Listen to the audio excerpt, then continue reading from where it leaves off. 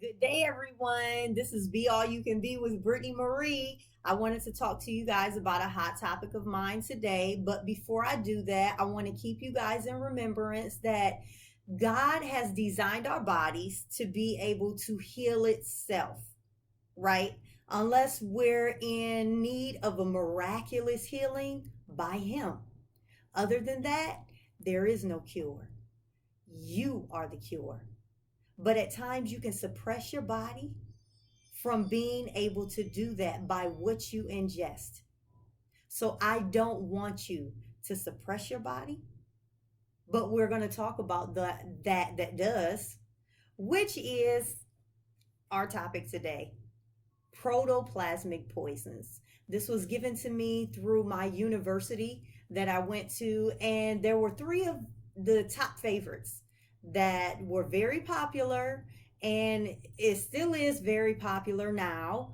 Um, Protoplasmic poisons. Why that topic? Protoplasm. That is a cell that's what makes up our cell, right? It's like a translucent grayish substance that makes up majority of our cell. And what are cells? Cells are in every living thing. That's including me, that's including you. It's in every living thing. So if it's a protoplasmic poison because it either cause illness or death to an organism.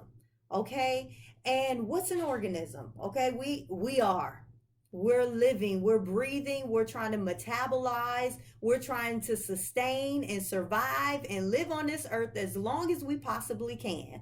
So, protoplasmic poisons, we have your top three as being coffee. Womp womp. I know some people are sad about that because there's a lot of people that drink coffee. I know you know people who drink coffee. Number two, alcohol.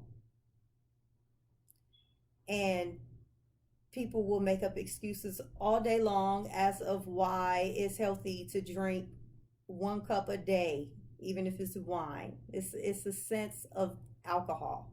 Okay, that's the number two on the list. Number three, although we've gotten educated now, is this real? No, this is not real. This is fake. I rolled up a piece of paper and colored on it because I want everybody to have a visual, right? Visuals are always good. Sometimes we take it in better when we see a visual. Although you don't, you may even see people do it all the time. But yes, tobacco. Tobacco. But like I said, we've gotten sophisticated now, and we do, not here, but there's a such thing as vaping now, which is still harm to our system. So let's talk about number one, coffee.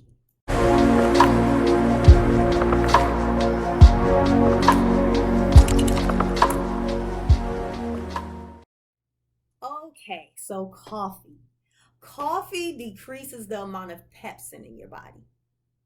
The pepsin is what helps you to be able to digest proteins. Okay, your proteins, in which we talk about we need all the time, when in fact we don't need that much protein. Okay, our bodies are fully mature. Protein for all that muscle building and renewing, and we don't need that much protein. We have enough protein now. For a child, they slightly need just a little bit of extra protein. But anyway, let's get back to the point. It prohibits, right, me from being able to digest protein. And when in fact that's a nutrient, that's something that we need from our food. So if it's doing that, there's a problem. It also depletes our body of water, calcium, potassium. Now, just think about all these things because this is a lot of stuff that's in our bones. And then we wonder why we get weak bones or osteoporosis because through the coffee, it continues to rob our body. And that is not what we're looking for. Okay. Coffee is also known as a stimulant. Okay. It gives us jitters. and it makes people moody. These are languages that your body is giving to you, letting you know, you kind of shaking me up, put me in shock.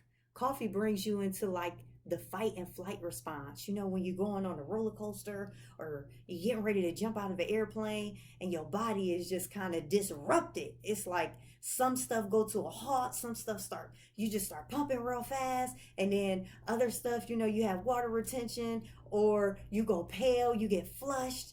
All of this through like fear. Do I do something about it? Or what do I do? Oh my gosh, I'm shook. Coffee does that. Okay, that's doing too much. We don't need that in our system. So again, if it's doing something to prohibit our body from being able to heal itself, is not something that we need to ingest or intake. Now, another thing that we need to get on, oh well, even coffee. Okay, coffee, we're going to say that that is the same as a stimulant, like soda. Sometimes we may not give our children coffee, in which I've seen people give their children coffee. Please stop it. But they don't give them coffee. They may give them pop. They may give them, or soda, as they would say down south, soda. Or even cocoa. Okay, cocoa, all that stuff, a type of stimulant, puts our body in the same method that the coffee would do. That is doing too much to our system. So I want to list all these things on the side so that you will see that your body is speaking to you in a way and telling you, no, I don't want this, or this shocked me, or this did that. It just wasn't right. So these are the list of your withdrawal effects. Now, sometimes when you have coffee, it may take 2 hours. Then you start to go through this withdrawal, and it's coming out of your system. And sometimes you act irrational and you get moody. It's a list of them. Okay, this is not a healthy sign that the coffee did well for me if I have to go through withdrawal symptoms. Withdrawal symptoms, number one, is a negative sign, because what I eat, if I'm eating an apple or banana, I don't go through a withdrawal symptom because it's fully raw, whole, unprocessed, organic. Is doing what it's supposed to do. When I go through the withdrawal symptoms, then it's telling me something ain't right because I'm withdrawing from it. Okay, that is a sign. So let's keep that in mind, and then we'll go over our number two most popular protoplasmic poison, as I will put it: alcohol.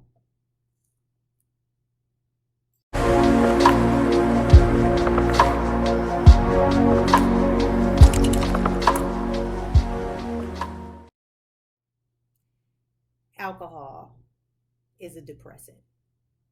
That's why when you see people that's depressed, they slow down, they moving slow, they can't keep their balance, they stumbling, they falling, then they go into these moods to where they kind of crying, and then some of them is just,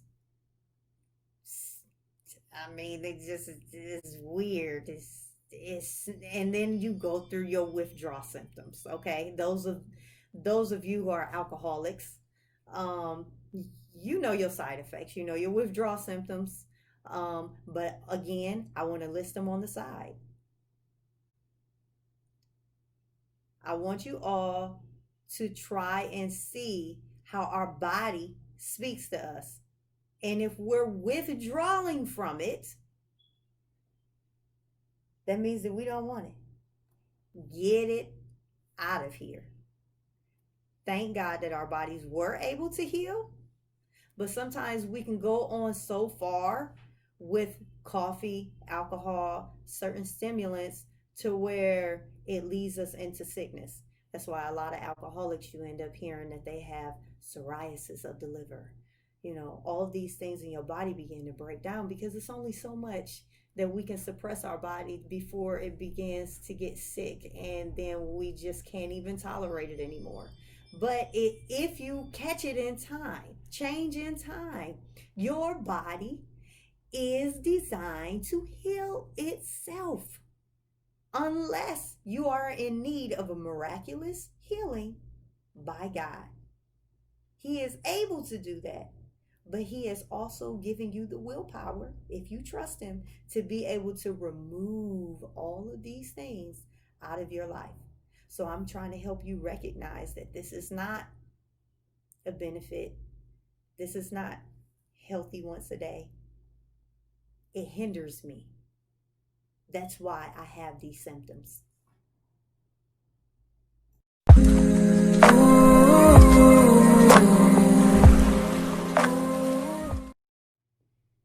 Alcohol or tobacco has a drug in it, which is wrong. Red flag number one, drug in it that has in it that gives you an addiction, which is called nicotine. Nicotine then tells you that you need to go puff another cigarette, and you go and puff some more of that tobacco, and then it paralyzes the cilia that's inside of the lungs that helps to filter out our lungs so that we can breathe more air, hence depleting our oxygen, because it's filled, or the tar and the heat, it's paralyzing it, so now we can't breathe. And then we can breathe less and less, we can move less and less. You can't run anymore, you can't be a part of sports anymore, you can't do all these things. Why? Because now it's a depressant. You're depressing your body. Okay. And again, this is a sign that we don't want the things that we ingest. If they depress us, if they hinder us, if they stop us from being able to live and at our highest potential, probably want to remove those. Please remove those.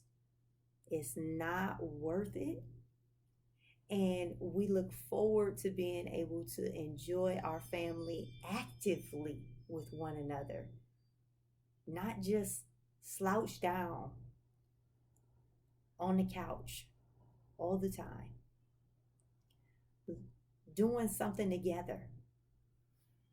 But yes, tobacco will do that.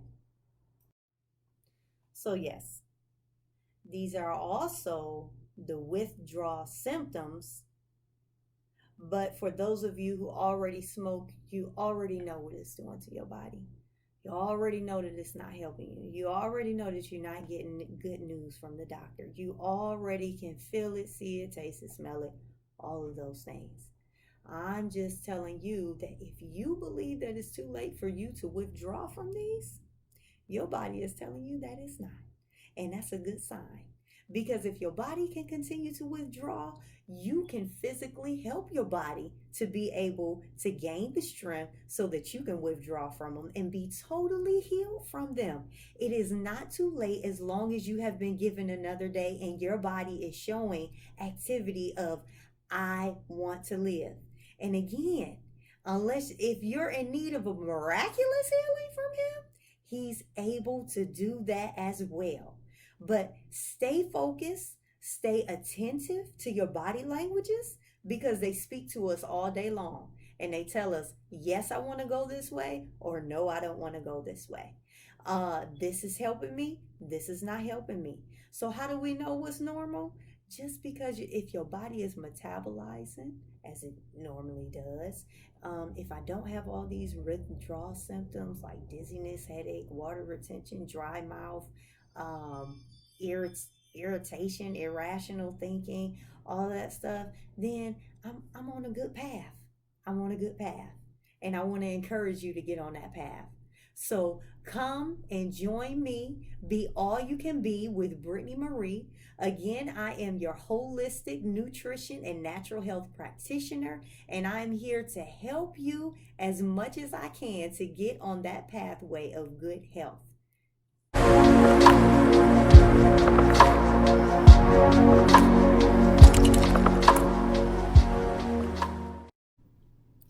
please like and subscribe. Hit that red button down at the bottom. Thank you.